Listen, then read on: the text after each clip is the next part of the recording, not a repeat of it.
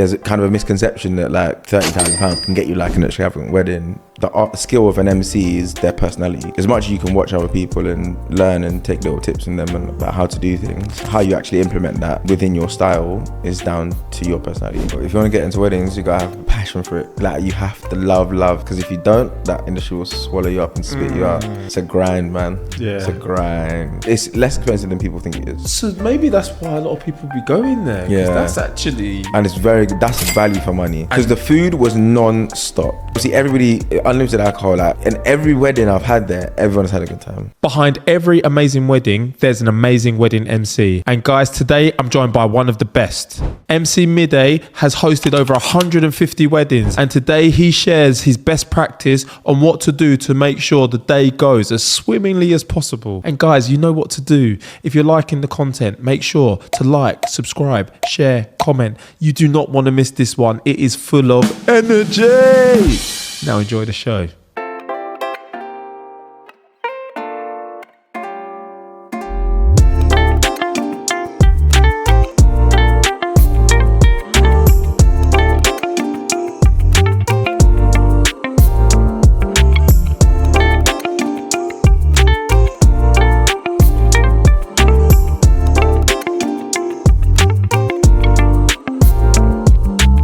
Hi, welcome to another episode of What My Best Friend Does, where we talk to your best friends in the hope that we can inspire you to go into the career of your dreams and take action right now.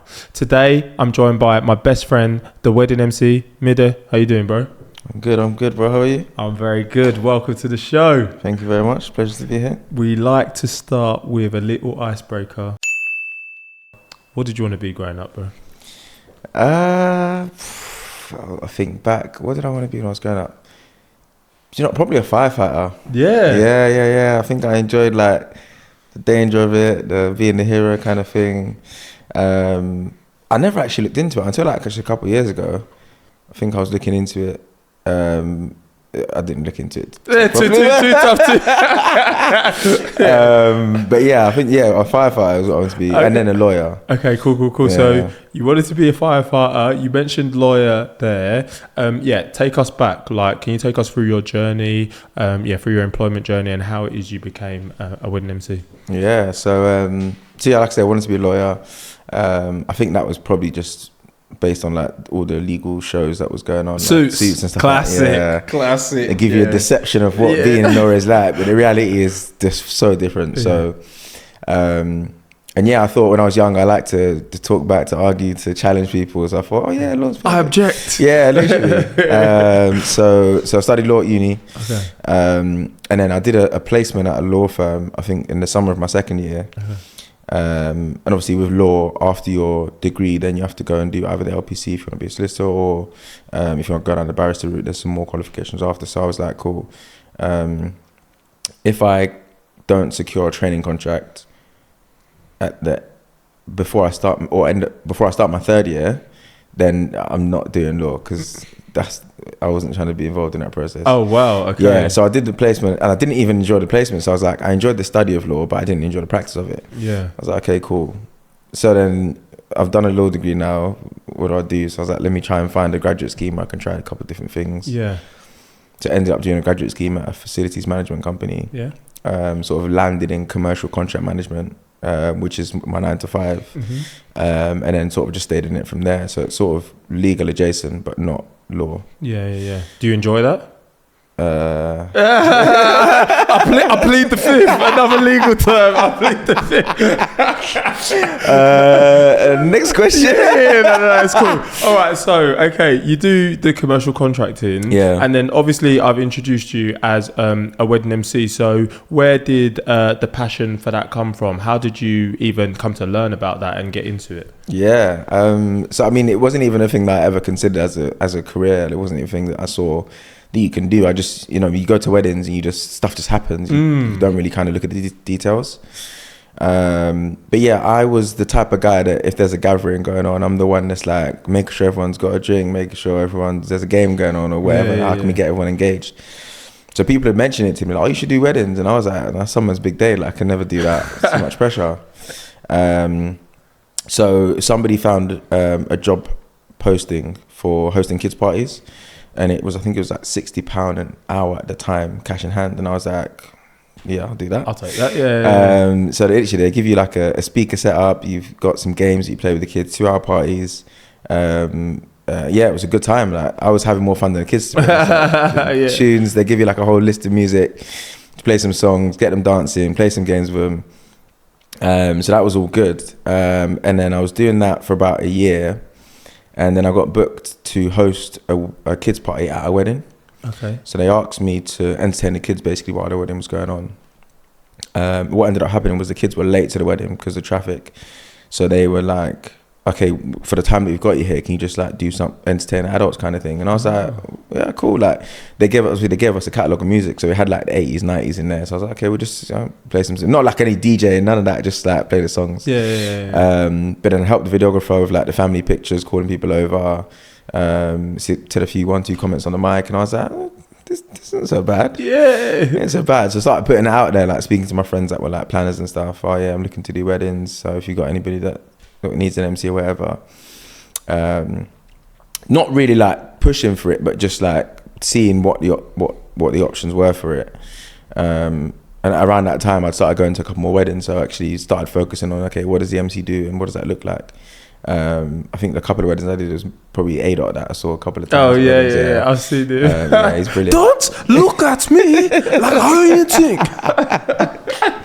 He's too funny, man, and he's so good at weddings as well. So good. Yeah. So I was like, okay, cool. So then my friend's MC dropped out of his wedding, I think 2 weeks before his wedding.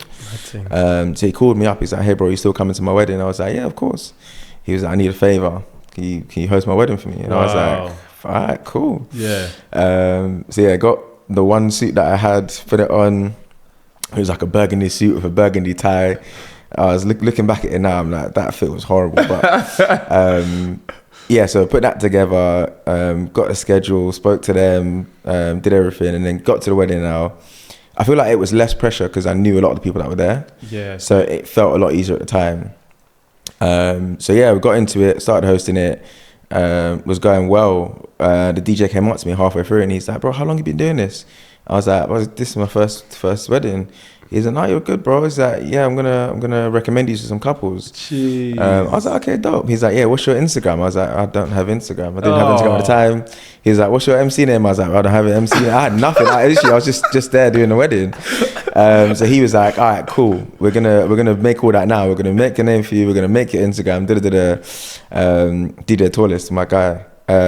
So yeah, he literally set me up basically. So set me up, and then he got me like my next 5 wedding bookings. Wow. So he's DJ, manager. Yeah, all of the above, man. All of the above, honestly. Yeah, bruv, that's too sick. And I suppose, like, obviously that first one is your friends. Like, in terms of preparing for a wedding as an MC, what's the process like to make sure that, obviously you've got your natural talent, but how do you make sure you hit all the beats on the wedding day? Yeah. So obviously you have your call with the couple, maybe the planner sometimes as well, depending on how they work. So my aim on that call is to understand the couple as individuals and their story, how they got together as well. That sort of helps me make it personable on the day. So I bring out the details that get people thinking, oh, he's known them for a long time. Yeah. And then we run through what their vision of the day is and why they thought that I would be good enough to help them bring that to life and what I can do to help bring that to life. Yeah. And then we run through the schedule. It's like, okay, we're going to do this happens then. And we go down into the details, like we're doing food. Okay, what style of service are we doing? Is it buffet? Is it plated services or whatever? Okay, cool. How are the drinks going to be served? Do I need to tell people that need to go here or need to go there? Or all the little details. We run through all of that. And then those calls usually last anywhere between like 1 to 2 hours. I've had couples that we've done like 4-hour calls. Wow. Yeah, just going through like all the detail, because literally I don't want to. I'm trying to get to a stage where you've told me everything, so that everything that you wanted to happen on the day, I'm aware of. Everything that's most important to you, I'm aware of as well. So if we're short on time for any reason, if we need to cut anything, I know what I can cut and what I can't cut. Yeah. So I'm not coming to you on the day with like little problem. Like, oh, we're short on time. What do you want to do? Like in my mind, I'm really like, okay, cool. you've given me authority to go and do this. Let's just run with the day. I love it. Do you, as the MC, get to like partake and like watch the whole ceremony and everything, or do you just arrive after and you just get stuck in? Do you know what? Most of the time, 95% of the time, I'm probably arriving an hour before the reception starts. Okay. Yeah, just because one, it's going to be a long day, and two, for me, although like we'll have a good relationship because we've spoken, and part of that call is me building a relationship with them as well. I still feel like the ceremony part is personal, like very special to you guys, and I don't really know you. Like we met a couple times, so I feel like that should be reserved for the people that are dear to them and near to them. So I don't really like if they're like, no, we really want you there. Okay, cool. Then that's different. But I would never ask the question. Mm-hmm. For destination weddings, it's a bit different though, because the logistics is easier for me to be at the wedding because they might have transportation that everybody's on, so it's just easier for me to move that way. So destinations, I'm probably always going to be there at the ceremony. But for UK ones, unless they've explicitly said, "Oh, we really want you there," or as somebody that I personally know, then I'm probably just going to be there for a reception. I love that. And like you mentioned the fact that like the DJ that you knew, he got your first 5 bookings. Do you like work in tandem then? So like, do you typically travel to a wedding with like the DJ that's booked, or are you going on your own and like you're linking up with whichever DJ is introducing yourself to the first time there? How does it typically work? Yes, it's a weird industry. I always say like, there's not many industries that every single wedding you're working with a whole new group of people. So I'm not booked with anybody. I'm always booked as MC Mide by myself. Okay. They book the DJ individually. Sometimes they might come to me if they've booked me early enough and be like, okay, what DJs do you recommend, or what DJs do you work well with? And then I'll go and book them that way. But most times I'm finding out who the DJ is on like the call or when we get there. But yeah, it's weird that I've probably worked with like, maybe done like 150 weddings, probably worked with like 100 different DJs. Oh my God, yeah. 150. I'm so happy to hear you say that, because my next question is like, of 150, you know, you've mentioned the fact that you do the pre-call, you make sure everything is right. Have you ever listened to some people and gone, you know what, maybe I'm not the MC for you? Or do you always find a way to make sure you're the right fit for the bride and groom? Oh, that's a good question. I don't think I've ever felt on the consultation call that I wasn't the right MC for them, because I think the way that I market myself is done in a way where all my inquiries come to me. I'm not chasing inquiries. So if you've inquired with me, it means that you saw what I did and you wanted that at your wedding. So I've been fortunate enough that most of my weddings have sort of worked out that way, where I felt if I was like out there pushing it, like chasing sales and trying to get leads and all that sort of stuff, I might have found myself in that kind of position. I did a 50th birthday though once. So when I started, I was like, I'm only doing weddings. Speaking to my friend, he was like, no, like you're missing out on, there's a market here for like the weddings, like 50th wedding, 60th. I was like, I hear it, but it's not really my thing. So literally like a week after this conversation, a 50th wedding booking came up, and I was like, do you know what, let me just try it out. So I get there, I'm driving to the wedding now. First thing, there was like a mad accident, literally like 10 minutes away from the wedding on the motorway, and they literally shut the motorway. So it was like I was there for 2 hours. Luckily the wedding was late, and I'd left early enough that I got there. Like birthday was late, sorry. But I literally arrived like 5 minutes before it was starting, so I'm really panicking to get started. The vibe was a bit like the energy that I usually have at a wedding, it wasn't there.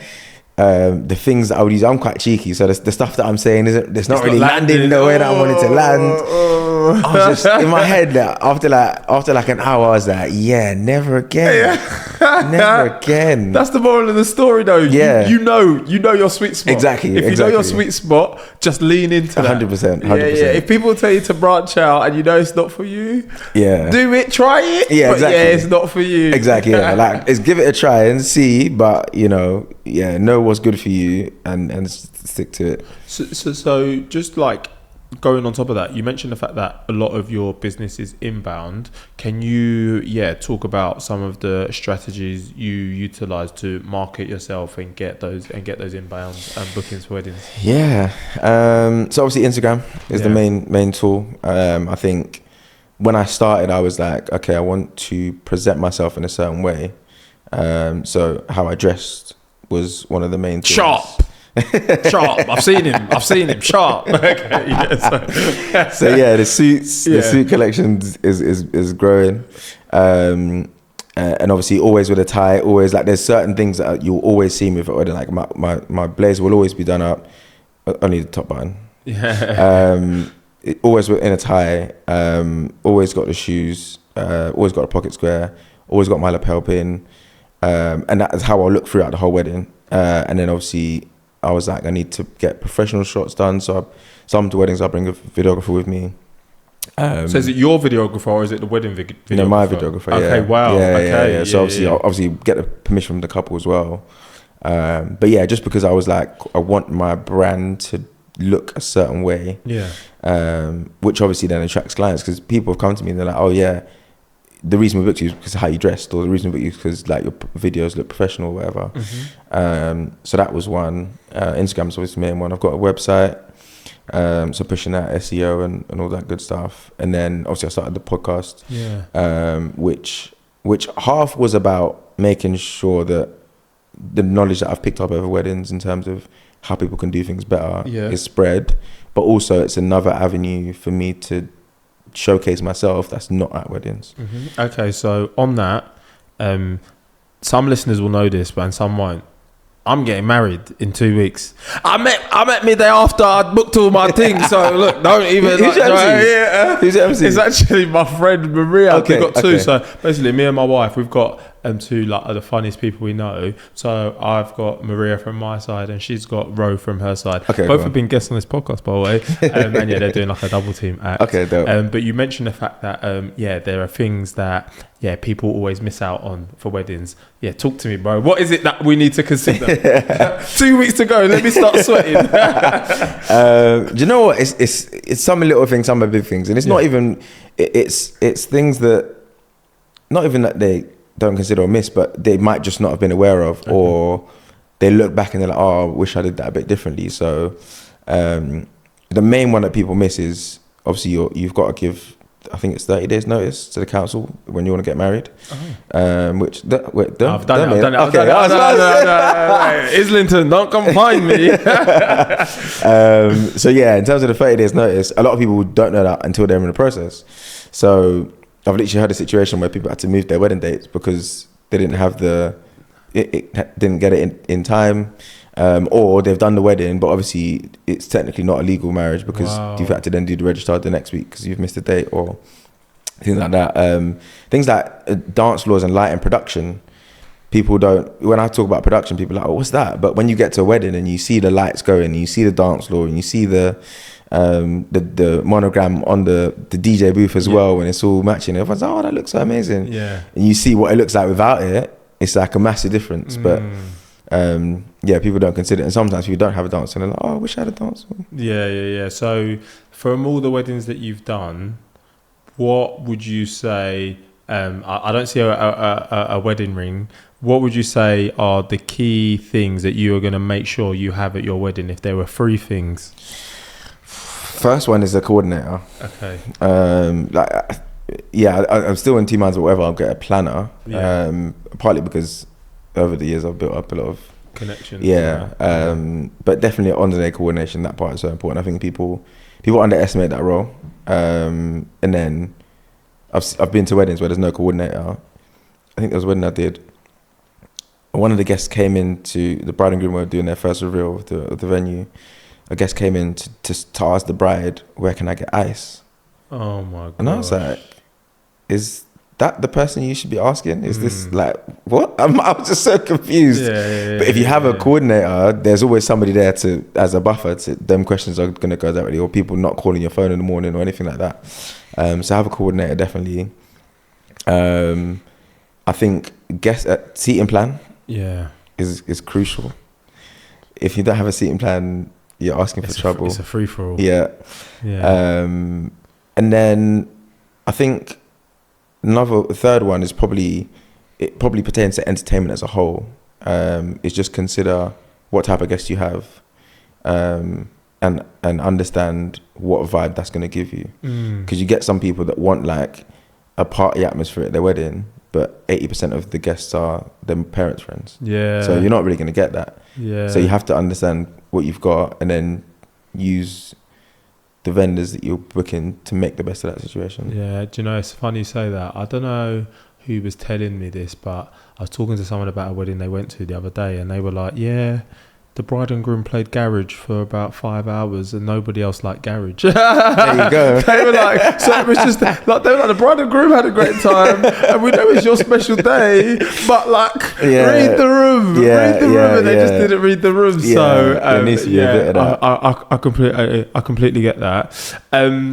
Where do I want to go from there? So you've obviously done so many like different types of wedding. Like, do you have a specialty? Like, are you what do you have a certain genre going with what you've just said, or do you appeal to everyone?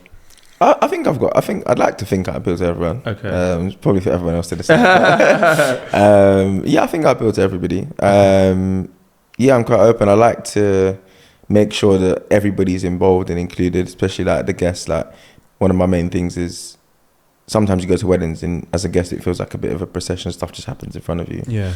So I always try and do something that gets the guests involved and engaged. Yeah. And on that, like I said, I've been to a wedding. You like to get the games going. Yeah. Talk to us about how you get the guests involved and like how this has all come about. Yeah. So like I said, it's probably built up from my experience of attending weddings as a guest and just being sat down for the whole time, and then when it's time to get up and dance, so it's like, oh, everybody's get up now, and it's like, well, not even been warmed up. So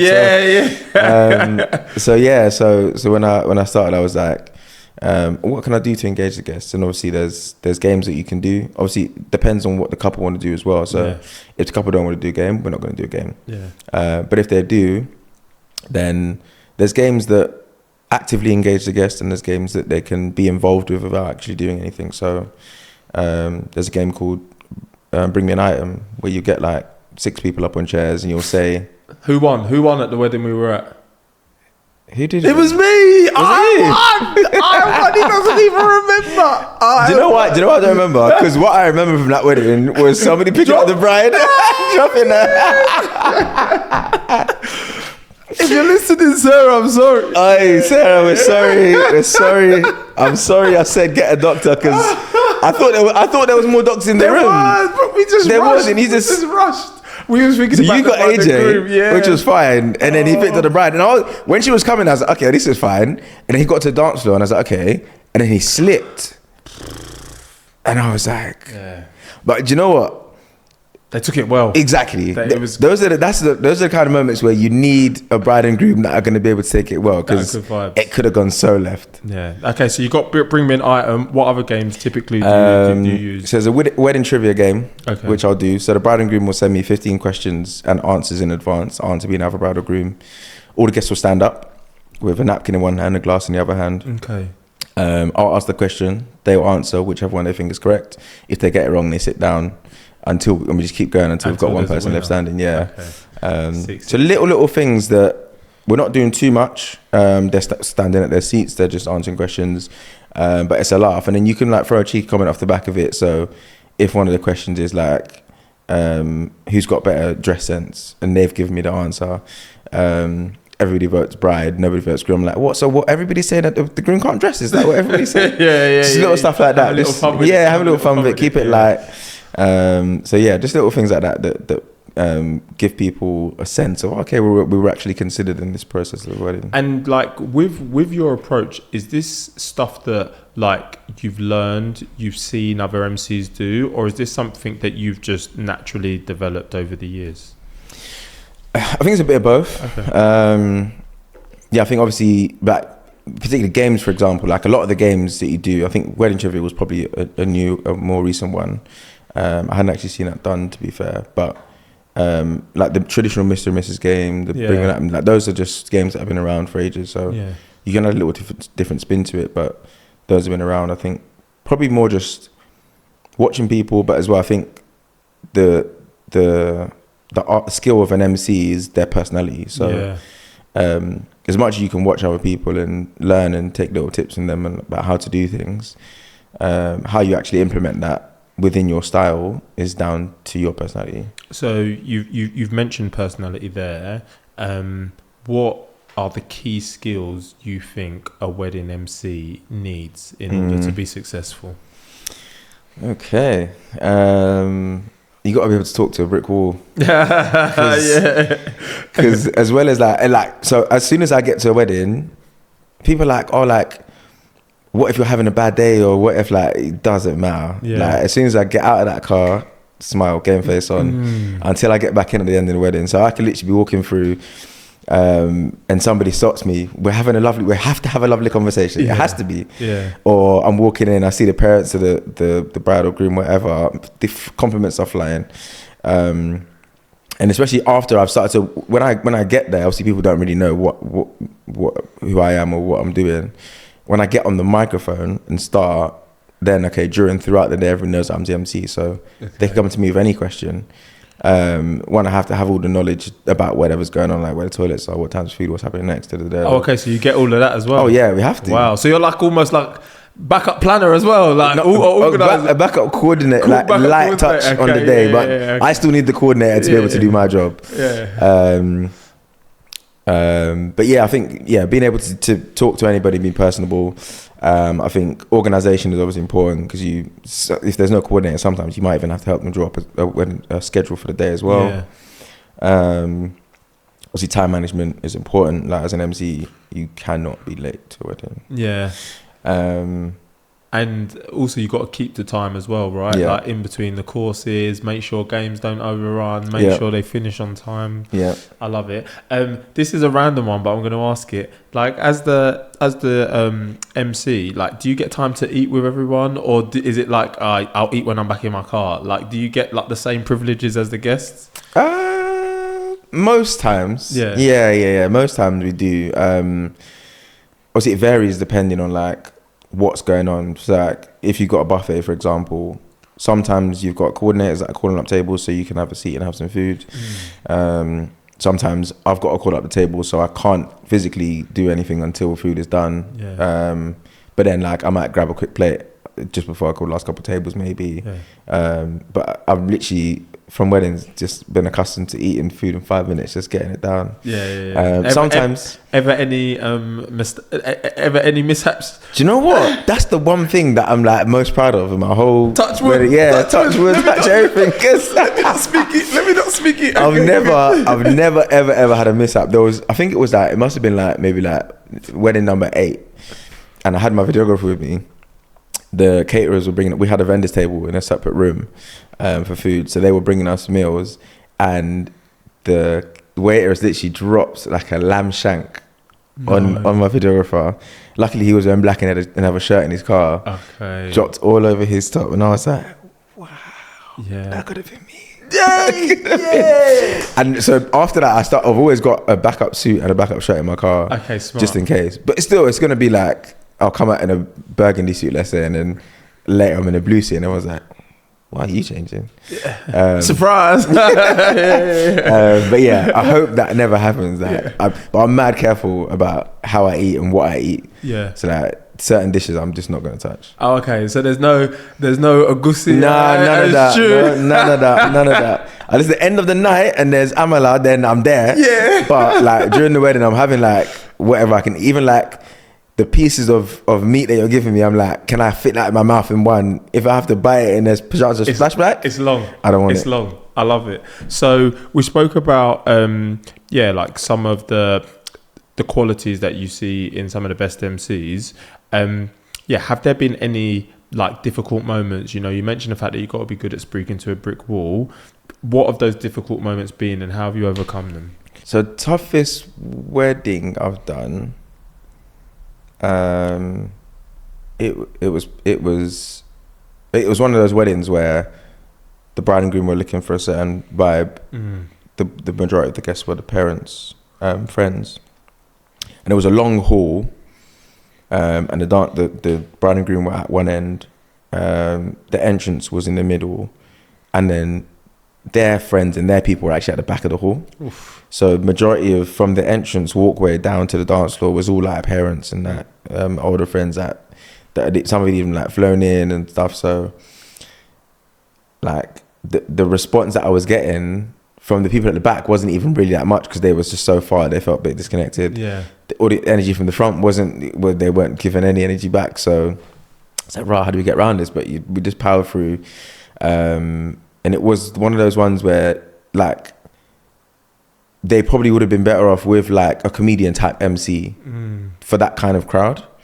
And it literally at one point the mother of the bride came up to me and was like, I think it was during food service, she came up to me and she was like, oh, can you tell some jokes? And I was like, oh, I'm not a comedian. Yeah. She was like, oh, it's okay, just Google some jokes. And I was like, so I should put my brand on the line for Google jokes. I was like, do you know what? I was like, no, I'll come and play a game. We'll play a game. So we played a couple of games. And literally, as soon as the second game was done, I was like, cool, we're going to finish up with food service. I just went and hid somewhere for like the next half an hour. Wow.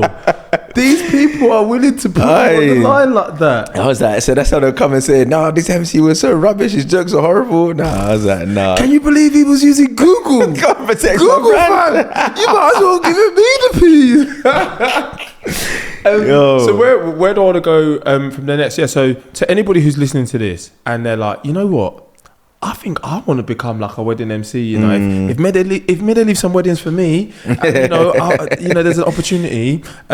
What would like your main piece of advice be? What would the immediate next step for somebody who wants to host a wedding be? Starting from scratch? Yeah, I think obviously first. Find a wedding. Yeah, literally. Find a wedding. Like, speak to people around you, because that's probably going to be the best way in. Like, it's a bit of chicken and egg when you're starting, because people want to see content to book you, but you need weddings to get content. Yeah. So it's like, how do you break that cycle? But I think that when I was talking to somebody as well that was just wanting to get started, and like my first pictures on my Instagram was literally me in a field with a microphone just taking pictures. Oh, is it? Yeah. So it looks like I'm at a wedding, but I'm just in my brother's back garden. Okay. And now we've got AI and them things. You know what I mean? You can easily you can put yourself on the moon. Literally, I will go anywhere in the galaxy. But yeah, literally find a wedding. So speak to people around you, anyone that you know is getting married, or people obviously, because not everyone can afford to get like an MC, or some people just want to get a friend to do it or something. So literally just go out there, look for who's getting married, see if they need an MC, if they want an MC, offer your services for free, get the content, and then start that way. And just on that, like, you don't need to, you know, say how much it costs to book you, but in terms of like doing your research to understand the value an MC can command at a wedding, how would you go about doing that for anybody who might feel like they're undervalued or looking to like level up as an MC? Yeah, I think it's difficult to put a specific number on it. The way I always say it is, look, work out what your costs are, and then obviously that will give you a baseline. Work out how much you value your time at. So if you're gonna be at a wedding for, like, say 8 hours, how much is your time worth to you? And then put an hourly figure to it, and then obviously you want a little bit of profit on top of that, so add that, and then that should give you a number. It's obviously not going to be an exact science in terms of reaching the figure that you want, but it will give you a number that you're comfortable with. And then the market will tell you whether you're pricing yourself too high or not. Yeah. If you put your price out there and all you're getting is just radio silence and no feedback, then you're too expensive for what you're showing. Yeah. Again, also, if you give people your price and they immediately say, "Oh yeah, I'll pay the full thing now," then you know that, okay, you could probably push the price a little bit. Yeah. But yeah, it's about understanding where you sit in the market. If you're just coming in, you can't be charging exorbitant amounts and expecting to get bookings. Yeah, I love that. And for like abroad weddings versus weddings that are held locally, is it same price plus flights and accommodation, or how does it work typically? No, it's a bit, I don't know, we're actually having this conversation with a couple of MCs around like pricing and for destination weddings versus UK weddings. And it's the same across all vendors that travel, to be fair, but it's always going to cost more. Obviously, you have your fee, then you'll have obviously the travel costs, so flight, hotel, transfers, all that good stuff. But then you increase your price because you can't do a wedding the day before and the day after because of travel requirements.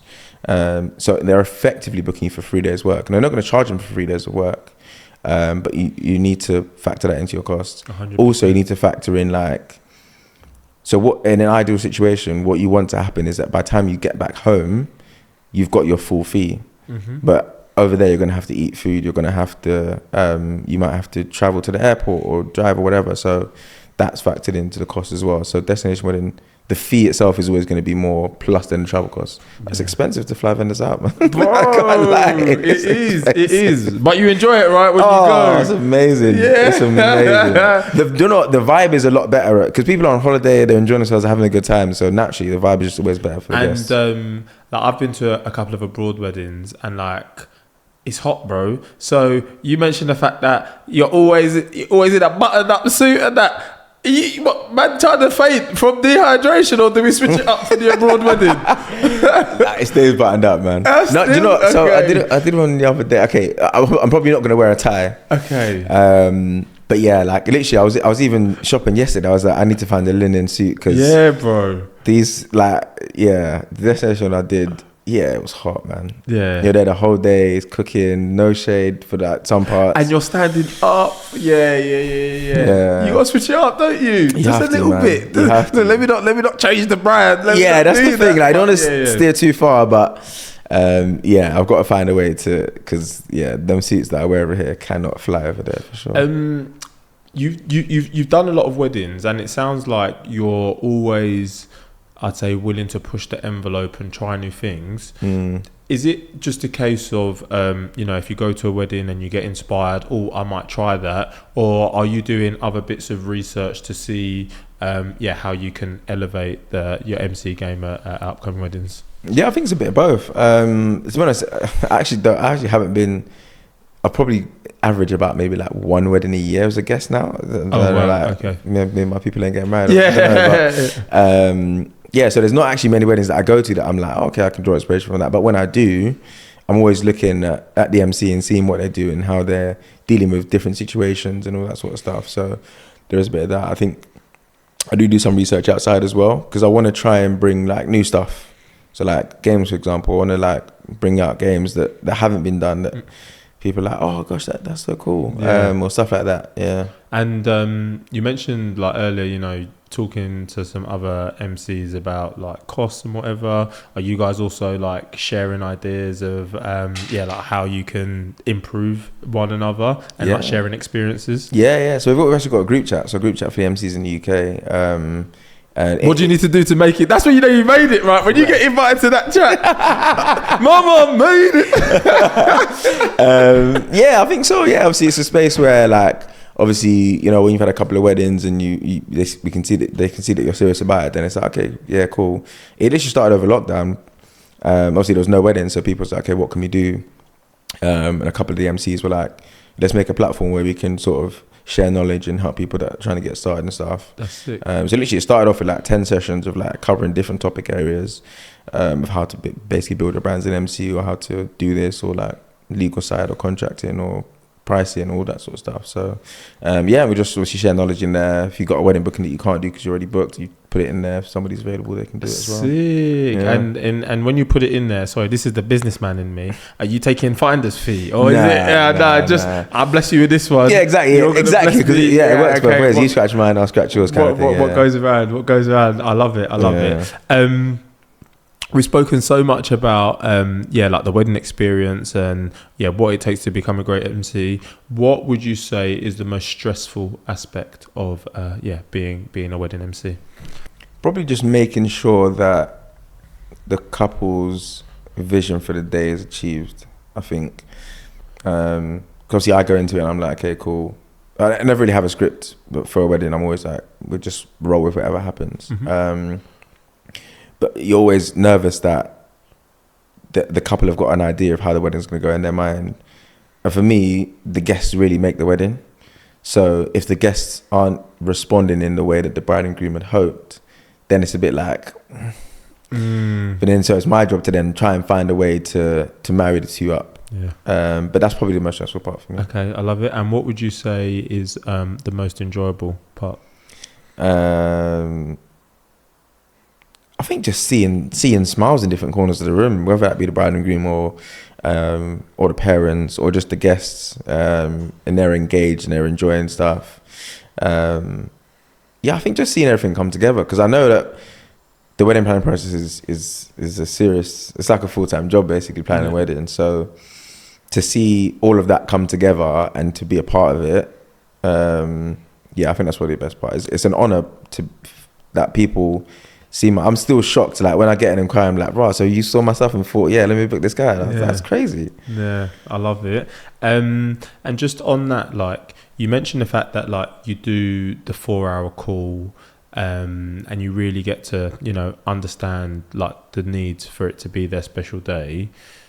We spoke about like kind of being like the backup coordinator. Are there any other stakeholders you need to make sure you're in contact with before the big day, or is it just like the bride and groom? So probably just the bride and groom that's required before the day. Coordinator obviously to touch base, make sure that if there's any details that I need from them or they need from me, we do that. Like I said, I arrive at a wedding an hour before I start, and that's the time that I use to link up with the DJ, call DJ, have you got all the songs we need? Okay, I'm going to do this game, I might need to play some backup music or whatever that might be. Touch base with catering, cool, are we going to be on time, or how long do you need, or whatever. So all the information that I need to be able to deliver when I get the mic, I'll use that hour when I get there to pick that up, basically. Okay, sick. It sounds like there's a lot to do.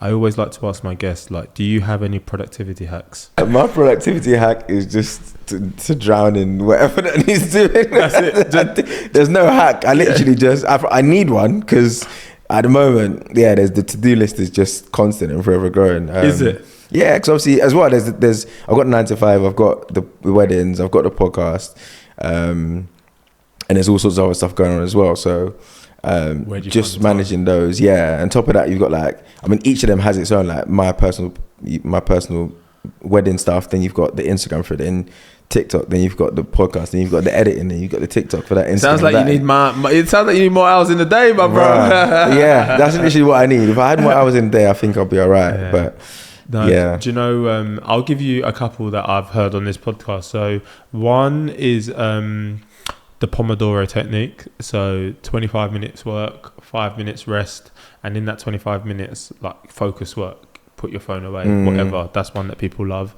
And then another one I think would be really good is if you can do a task in 5 minutes, do it then. I've heard that. Get it out the way. Yeah. And then if it's a wider task, okay, maybe that goes on the to-do list, but do the quick one there and then. If not, you'll leave it. You'll never get done. Yeah, I agree. So there's two. I'm taking that one for sure. Boom. This has been such a sick conversation. Just before we go into like the next segment, so first things first, where does Mide see himself, yourself as a wedding MC in the next 5 to 10 years? 5 to 10. 10 years. I don't know. I don't know. 10 years definitely, or 5 years definitely full time in weddings. Obviously, the podcast has grown as well, so looking to grow with that. I think I want to do more in weddings. So effectively, just ways that I can like provide different services to weddings, make stuff easier for couples. So go beyond MCing. Yeah. Six. But yeah, I think 10. I don't know about 10 years though, because I don't think being an MC is it's a young man's game. You think? I think so. I think it depends, innit? Like you'd have to shift. Like, but this black don't crackle. So you be looking young for a long time. the looks is one thing, but like being able to relate to like whatever's going on. So that is keeping up with that sort of stuff. Like that's very true. That's very true. And you kind of like, I know my audience of people that are going to book me. That audience in 10 years' time are effectively all going to be married. Not all married, but majority are going to be married. And Lord forgive me for saying this, but half of them are going to be going on to married number 2. So maybe, God forgive me, hopefully not. Hopefully not. Forbid. But there might be some repeat business. Maybe. Okay. But like, yeah, I don't know. Like, I don't see myself being like, in it forever. 45, 50 and being an MC, like just, yeah. So, I hear that. So yeah, I'm hoping that by that time I could have, even if in weddings or in something else, done it, set up some things where I can maybe move back behind the scenes, or it's not like front of house kind of thing. Yeah. So, still working on what exactly that is at the moment. But you've got like I love that, because weddings, they're not going anywhere. Yeah, there's always people there's business to be had there, and doing what you do, you've got a front row seat into seeing where the opportunities are. So, you know, if you need someone to partner up with, you get me, mate. You know, just drop me a little WhatsApp. I'm joking. Brother, do you know what? I said we was going to stop, but we're not, because, yeah, we've touched upon the podcast, and, you know, you've mentioned you want to grow that. So, yeah. Who is like the target audience for the podcast? Is it for people who are about to get married, or who's it aimed at? Yeah. So literally people get married. It's called the Vendors Table. Okay. So yeah, it's targeted people that are getting married, or have just got engaged, or are in that sort of process.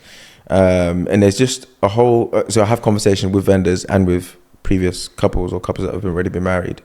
And with the couples that have been married, we talk through what their wedding day was like, breakdown of the costs, and sort of give you an idea of what X amount of money can get you at a wedding, or what that kind of looks like. Because I think there's a kind of a misconception that like £30,000 can get you like an extravagant wedding. No. Do you know what I mean? So I want to kind of bring a bit of reality to like, okay, this is what a 30k, this is what a 6k wedding looks like, that kind of thing.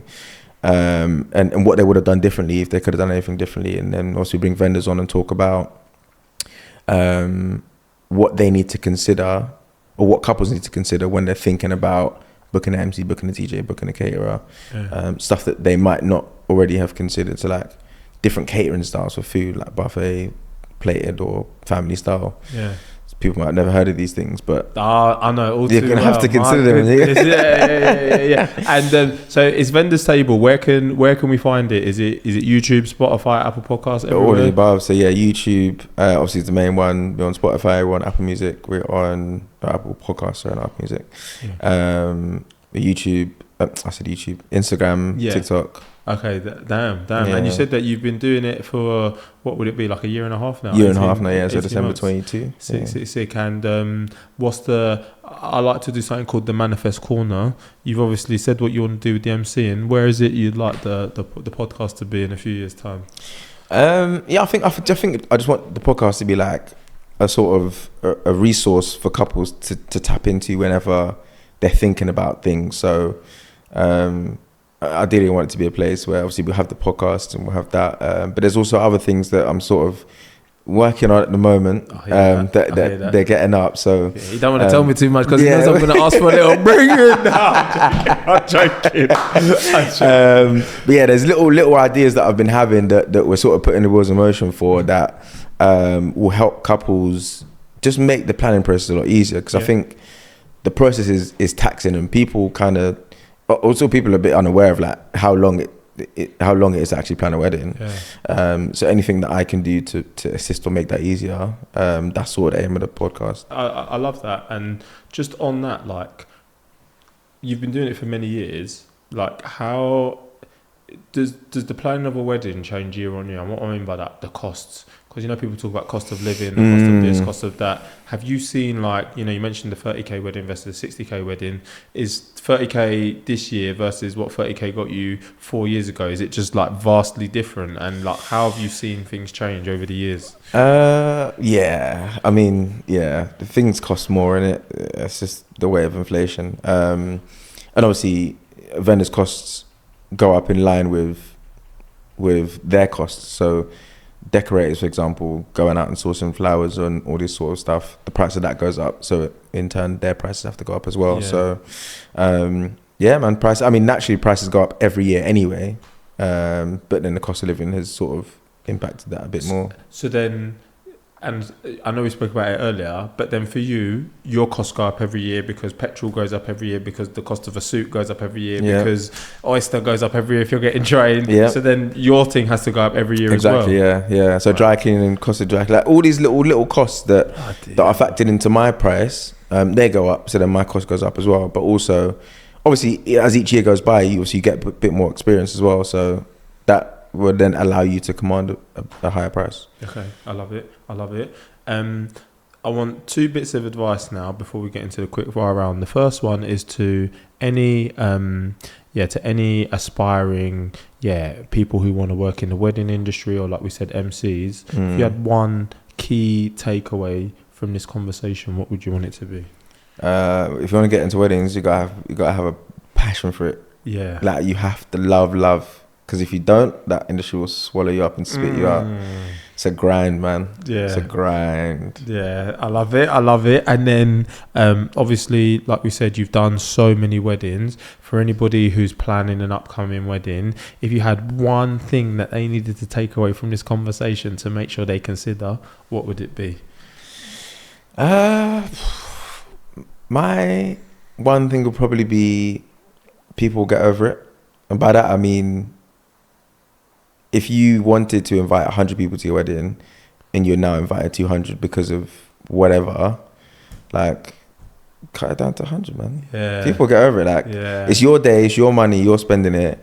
Let it be the day that you want for you guys. Like, I've seen enough weddings where half or a quarter of the room, you're meeting them for the first time on your wedding day. How crazy is that? So yeah, people get over it. Do your wedding how you want to do it. I love it. I mean, this has been a sick conversation. We do have a quick fire round. Are you ready for this? Let's do it. Favorite wedding venue? Oh my goodness, that's a tough one. There's loads of good ones. I'm gonna pick Solar de Levada in Portugal. Oh, I saw some Instagrams of that place. That place looks unbelievable. That place is stunning. Can I get the inside scoop? What does that set someone back if they want to book it? Do you know what? So I don't actually know. I don't actually know details, but I was speaking to one of the grooms, and I think he told me. Obviously, I think their price has gone up now, but this may be like a year, 2 years ago, maybe. But it was probably up when 200 people, and I think it was about 40k, and that included decoration, food, and drink, unlimited alcohol for all the guests. No. Yeah, it's less expensive than people think it is. So maybe that's why a lot of people be going there. Yeah, that's actually, and it's very good. That's value for money. Because the food was non-stop. Obviously, everybody, unlimited alcohol, like, in every wedding I've had there, everyone's had a good time. Okay. Food is good there, like service as well. I feel like a lot of people have started to book that place. Yeah, I mean, yeah. If you know, obviously not everyone, but I've heard about that place. Like you said that. Okay, sick. Have you got a favourite quote? Favourite quote: "If God is for me, then who can be against me?" Jeez, love it. Money or happiness? Look at the turmoil this is causing. Do you know why? Happiness. Okay, love it. Work from home or work from the office? Home. Would you rather travel to the past or future? Past. Who has it easier, men or women? It swings and roundabouts. It depends what we're talking about. Swings and roundabouts.